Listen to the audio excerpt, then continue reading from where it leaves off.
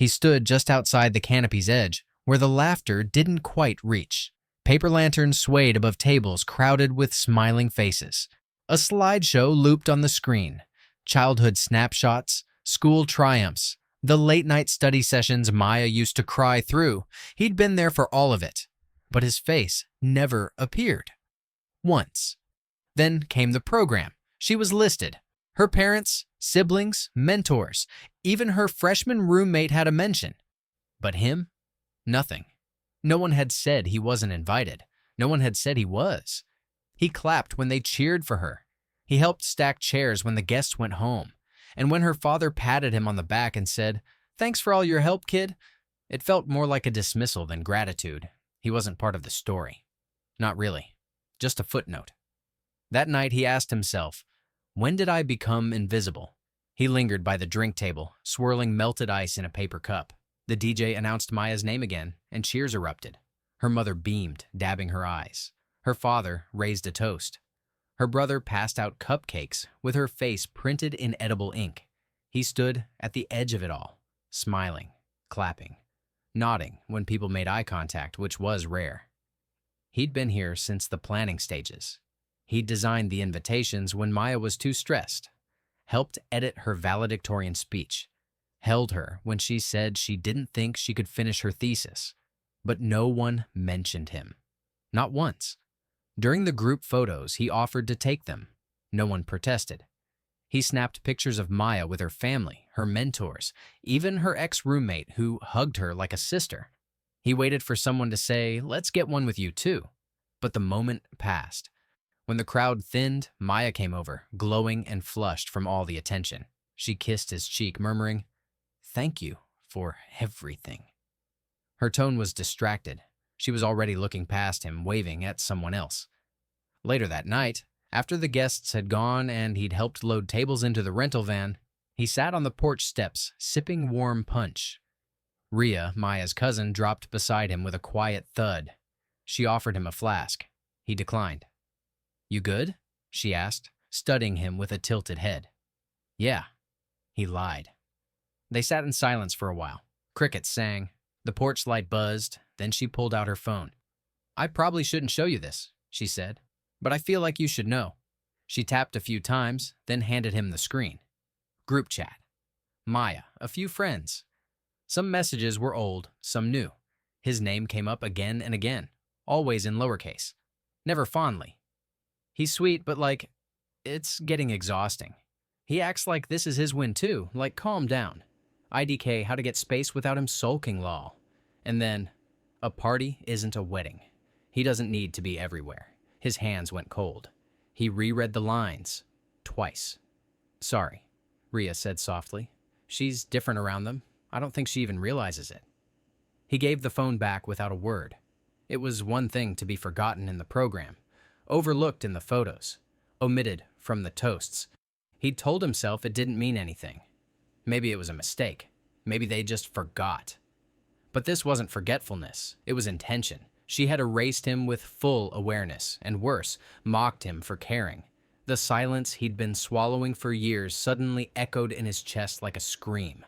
All the times she'd redirected affection in public. The moments her family had brushed him aside and she hadn't pushed back. The times she'd laughed with others about things he wasn't part of.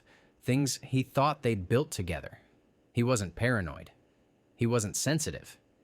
He was alone. Ria didn't say anything more. She just sat with him while the night stretched on. When he finally stood up, his legs felt stiff, like he'd been planted too long in one spot. Inside, he found Maya laughing with her cousins, barefoot and carefree. She looked at him and smiled like nothing had happened. He smiled back, just enough, just like always. But something inside him had shifted. A quiet click, like a door finally shutting.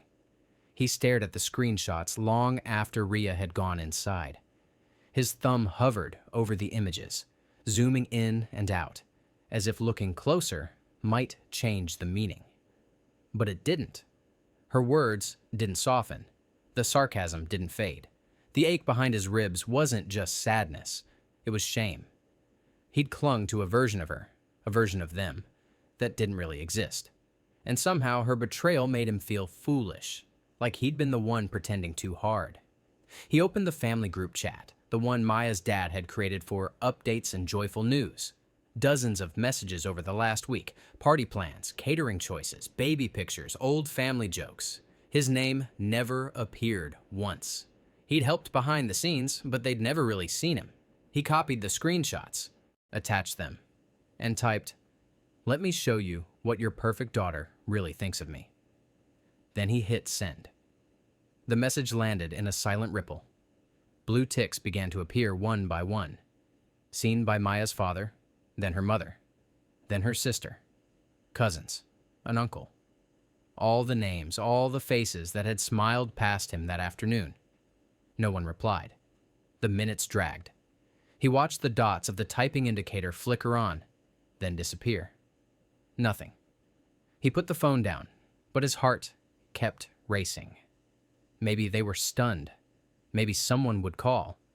Maybe Maya would come running with tears and apologies, and still nothing.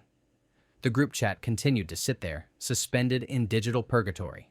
Read, noted, ignored. The silence was worse than a fight. Worse than being yelled at or blamed or told he'd misunderstood. Because silence was clarity. They weren't shocked by the screenshots. They just didn't care. Or worse, they agreed with her. He tried to imagine Maya explaining it away. It was just venting. You know how people talk in private. It didn't mean anything. But it did. It meant everything. Because in that space where people speak most freely, where filters fall away and the truth slips out, she hadn't chosen him. She hadn't respected him. She hadn't loved him. Not in the way he'd loved her. He refreshed the chat again. Still just read receipts. The phone buzzed. One notification. From Ria. "I'm so sorry. I didn't know it would go down like that." He didn't answer. He didn't know what to say.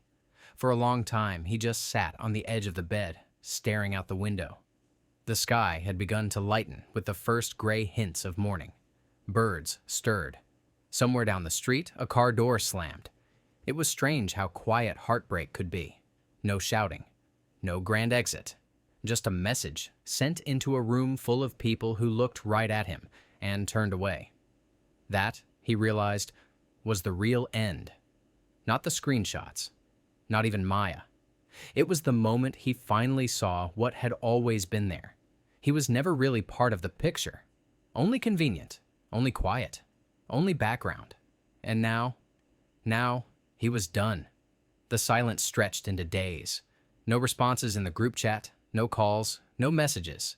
Just a dead thread filled with screenshots and seen by lines, frozen in time like gravestones. He checked it compulsively at first, like maybe the app was glitching, like maybe someone had replied and he'd just missed it. But no, nothing. Even Ria stopped texting. He moved through the next week like a ghost. Work. Home. Sleep. If it came. When it did, it brought old memories sharpened by hindsight. They flooded his mind like water through a cracked wall, impossible to hold back.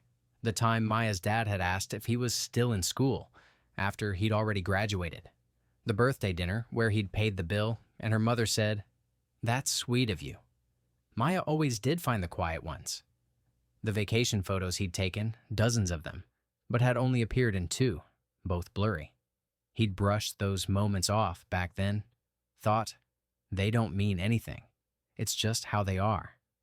But now, viewed through the lens of her texts, every slight landed differently.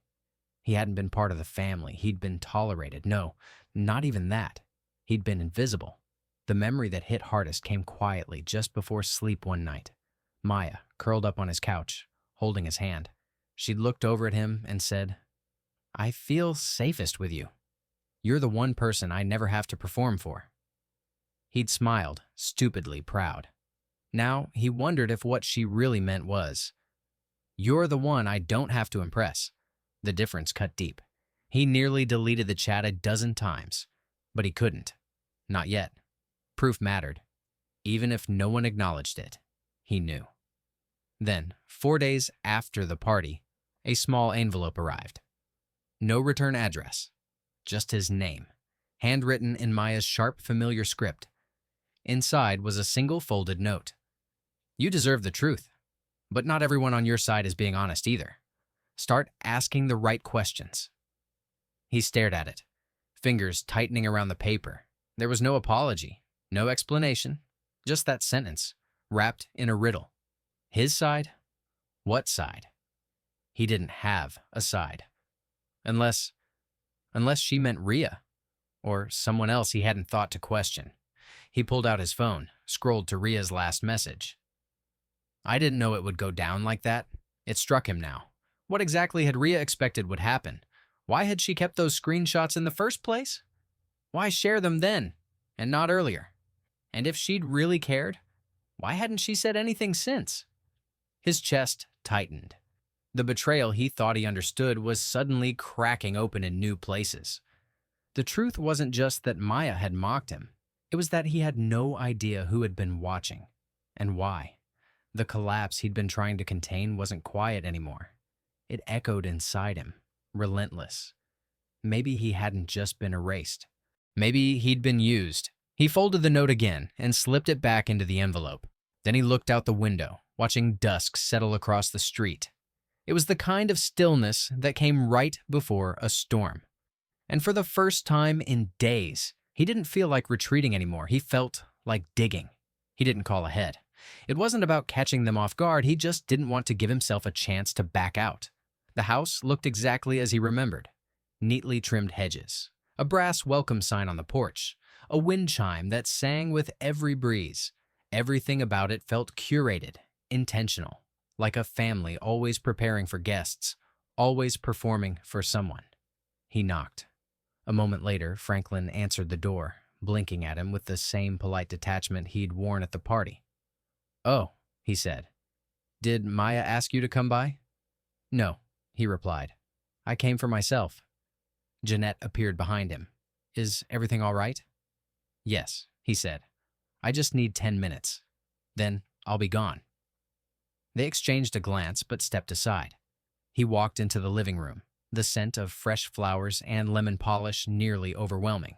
This was where they'd once served him iced tea and asked vague, surface-level questions about his goals, never really listening to the answers. They didn't sit, and neither did he.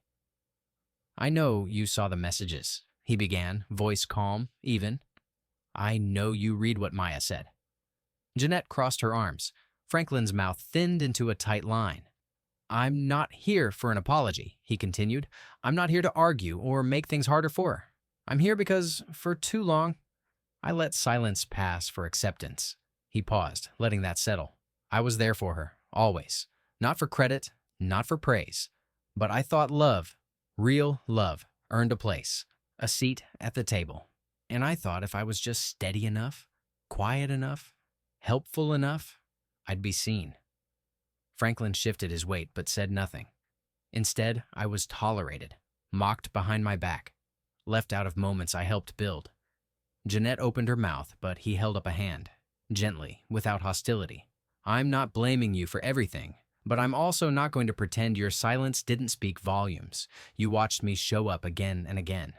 You watched me pour in, and you never once said, 'We see you. You belong here.'" There was no anger in his voice, only truth, measured, unapologetic. "And maybe," he added, "you didn't think it was your job to say that. Maybe you assumed Maya told me. Maybe you thought it didn't matter." He looked at them both, steady. But it did. Franklin's jaw tightened. "We always appreciated—" "No," he said softly. "You appreciated what I did, not who I was, and I let that be enough for too long." Jeanette's eyes glistened. Not quite tears, more like discomfort rising to the surface. "I'm not asking for you to understand her choices, or to answer for them. I just needed to say this out loud. For me." He reached into his pocket, pulled out the folded note Maya had sent. He didn't hand it to them, just held it for a moment. "She told me not everyone on my side was honest, and maybe that's true. But the real dishonesty started with me. Pretending your silence didn't hurt. Pretending it wasn't shaping how I saw myself." He slipped the note back into his coat. "I'm not bitter. I'm not here to shame anyone. I just wanted you to hear it. From me. Because this, what happened, it wasn't just about a party or a group chat. It was about the years before that. The rooms I stood in, smiling, waiting to be seen. Jeanette wiped under one eye. Franklin nodded once, tight and reluctant.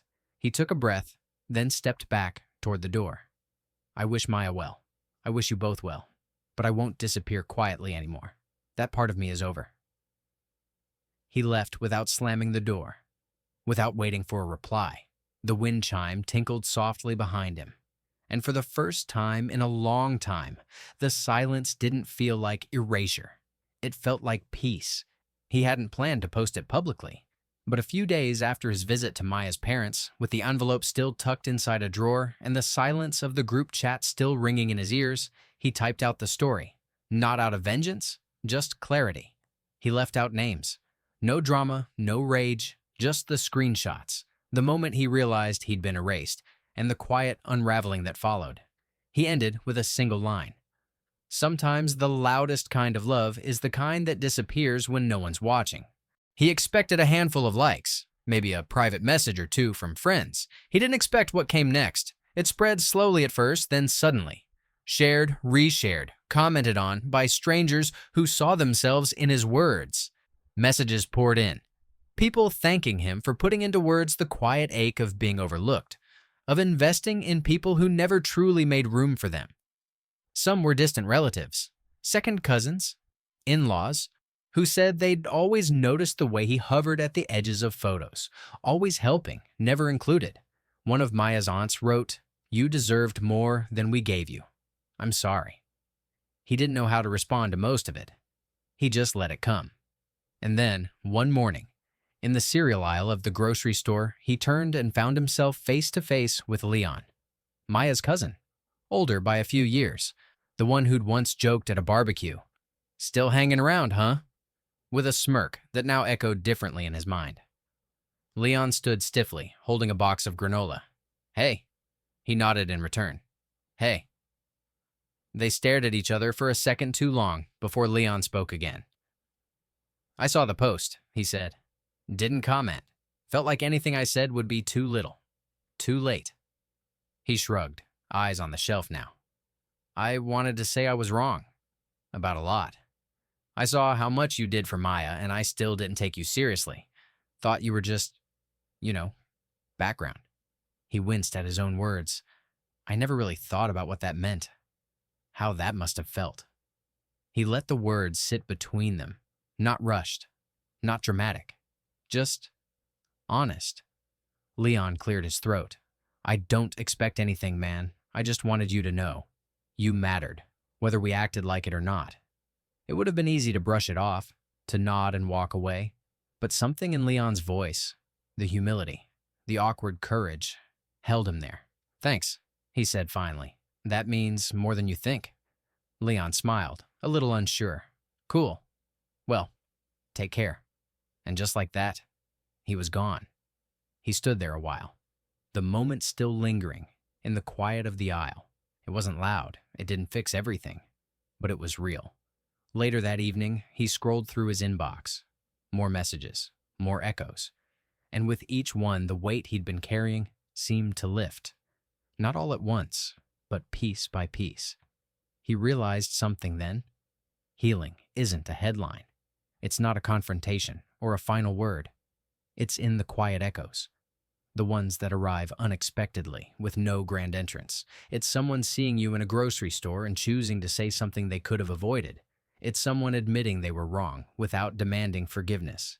It's your own voice, steady and calm, no longer asking to be seen, just speaking anyway. He closed his laptop and stepped outside. The night air was cool, soft against his skin. For the first time in a long while, he felt still, not erased, not waiting, just here. And that was enough. A week after his post, and things were still quieter than expected. Messages from strangers had flooded his inbox, but the people who really mattered, his old friends, the ones he'd spent years laughing with before he lost himself in the noise, had stayed silent. Until one afternoon, when his phone buzzed with an unfamiliar number. He picked it up without thinking, expecting another brand new stranger reaching out, but instead, he heard the voice of someone he hadn't heard in years. "Yo." Is this him? He paused. The voice was unmistakable. Quincy? Damn right it's me. You're still breathing, huh? He laughed, a weight he hadn't realized he was carrying lifting from his chest. Quincy had been one of those friends who saw him for who he really was. Not the quiet, steady partner in the background, but the loud, unfiltered version who was always up for a challenge, a late-night run for burgers, or a ridiculous bet that was never meant to be taken seriously. Where have you been? Quincy asked, his tone light, teasing. I saw your post. Man, we need to talk. Yeah? He replied, a little hesitant. I didn't think you were still around here. Nah, I'm here, Quincy said. Been a minute. Look, I'm grabbing some burgers later. Want in? The invitation was simple. It didn't come with any hidden agenda or expectations, just the kind of thing they'd done 100 times before. It felt familiar, safe. He agreed without hesitation. They met at the same old diner they used to frequent. The air was thick with the familiar scent of fries and grease, and for the first time in a long while, he felt like he could finally breathe without all the heavy layers he'd been carrying for months. Quincy walked in with his usual grin, one that hadn't changed despite the years. He clapped him on the back, a bit too hard, but in that way that meant, I'm glad you're still here. They slid into a booth in the corner. The jukebox in the corner played some old 90s track, the kind that always made them laugh about the ridiculous fashion trends of their teenage years. The burgers came, and Quincy started talking like they'd never been apart. No awkward pauses, no questions about the post or the fallout, just the kind of easy, effortless conversation that you can only have with someone who really knows you. So, what's been going on with you? Really?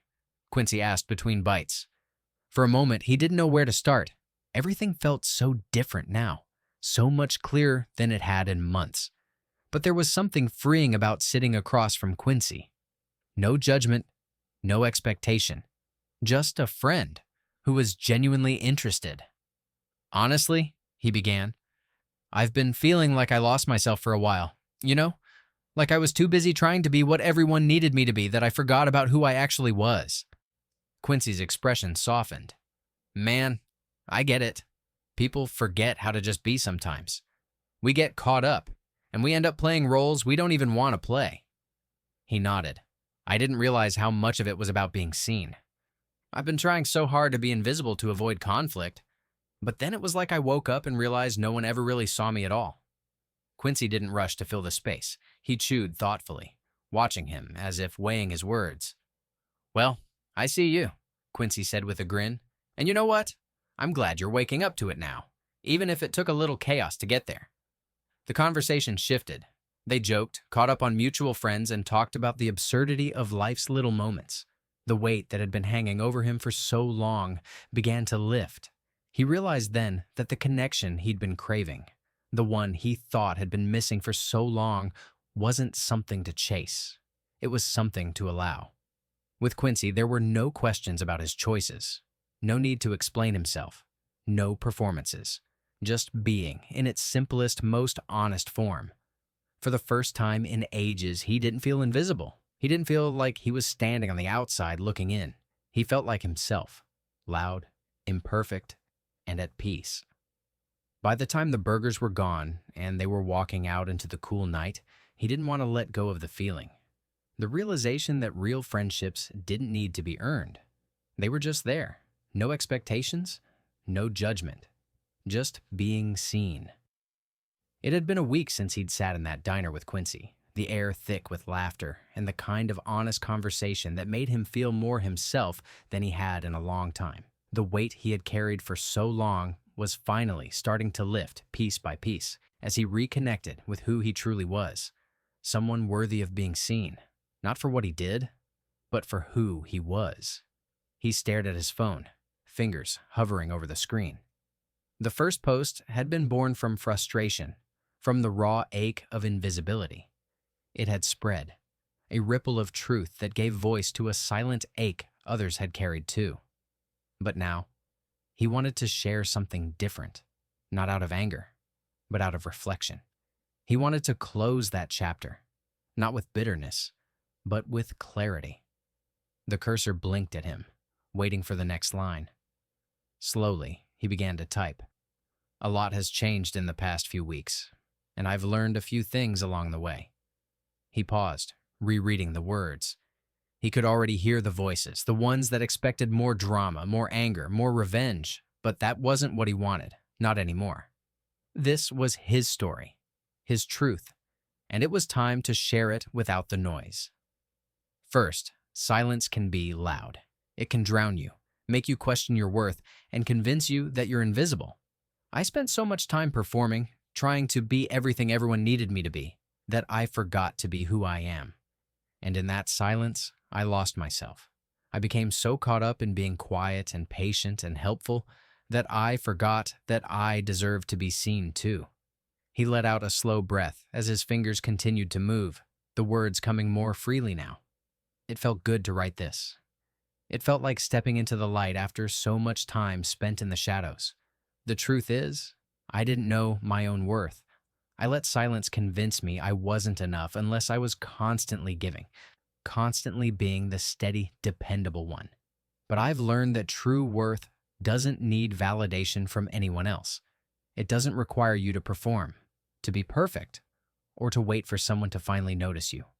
He paused again, thinking of the conversations he'd had recently, the ones with friends, with Quincy, with himself.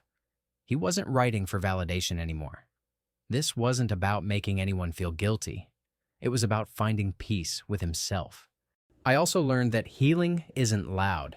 It's not about making grand gestures or demanding attention. It's about letting go of what no longer serves you and realizing that true connections are built on honesty, not performance. The people who see you, really see you, aren't the ones who wait for you to bend over backwards for them. They're the ones who meet you halfway, who accept you as you are, flaws and all. A soft smile tugged at the corner of his mouth. Quincy's words echoed in his mind. I see you. It wasn't dramatic. It wasn't loud. It was simple and true. So here's where I stand. I'm done performing. I'm done pretending I don't matter. I'm done thinking that if I just stay in the background long enough, someone will notice me. I'm worthy of being seen, not because I'm perfect, but because I'm real. And that's enough. He stared at the screen for a moment, letting the words settle. It wasn't a declaration of war or a cry for sympathy. It was a declaration of self-acceptance, of quiet power. This post wasn't for anyone else. It was for him. He took a deep breath and hit post. The response came slowly at first, friends, family, even some strangers, liking, commenting, sharing. But there was something different about it this time. The responses weren't about pity or guilt. They were about understanding, about connecting. And for the first time in his life, he felt seen, truly completely seen. No performances, no expectations, just him. And that, he realized, was all he ever needed. It wasn't just silence anymore. It was an assault of guilt, pride, and attempts to pull him back into the roles they wanted him to play. Maya, Franklin, Jeanette, each one reached out in their own way, trying to regain control over the narrative. Maya's text was the first to come through. I'm sorry. I never meant for things to end like this. Can we talk? He stared at the screen for a long time before tapping the block button. The words stung, but not in the way they used to. Now, it felt more like a reminder of how much he had endured for too long. A few hours later, Franklin called. He left a voicemail. We never wanted to hurt you. This family is just complicated. I think you know that. But you should know. We never stopped caring about you. He didn't listen to the rest. The message wasn't an apology. It was a plea for validation. He blocked the number without hesitation. He didn't need to be wanted by people who had always taken him for granted.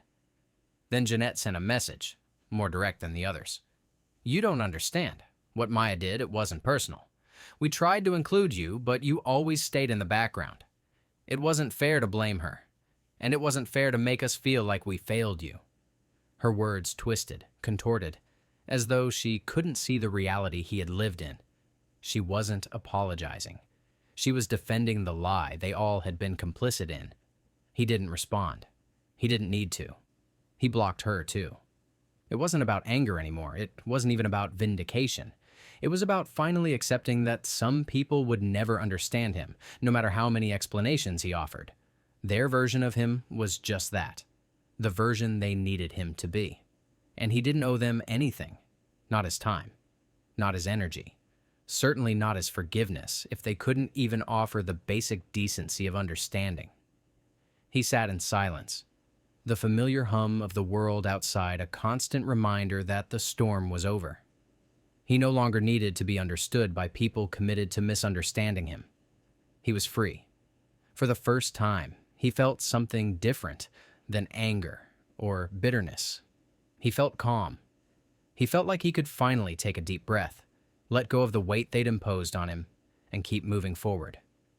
It arrived a few days after he blocked the last of them. Maya, Franklin, Jeanette.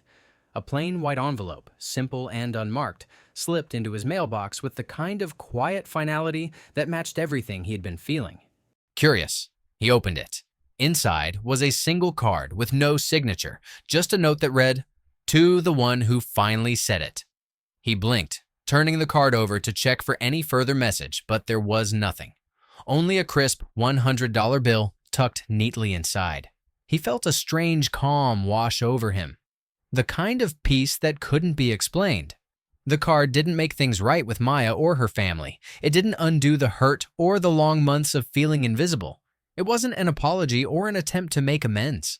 It was simply an acknowledgement of something he had already accepted. His voice mattered. And sometimes, simply speaking the truth could change everything. He smiled, not out of irony, but because he finally understood. The money didn't matter. The card didn't matter. It was the quiet recognition, the acknowledgement that he had taken control of his own narrative, that he no longer needed the approval or validation of those who had never truly seen him. He let go. The anger, the frustration, the need to be heard. It all loosened its grip on him, and for the first time, he felt light. His phone buzzed with notifications, texts, emails, posts from the second post he'd written, but none of them tugged at him. They were echoes of the past, reminders of what he had let go. The world hadn't changed, but he had. He was no longer the person who needed to explain himself. He wasn't chasing anyone's understanding. He was enough as he was. He walked outside, the cool evening air brushing his face. The night felt lighter. For the first time in so long, he didn't feel like he was carrying a burden. He inhaled deeply, as though the simple act of breathing had returned to him after years of holding his breath. The city around him hummed with its usual chaos, but it all felt distant. Peace wasn't in the noise. It was in the silence he had finally learned to embrace. He smiled again, looking up at the stars, feeling truly free. And this time, he was finally seen. Not because anyone else noticed, but because he had noticed himself.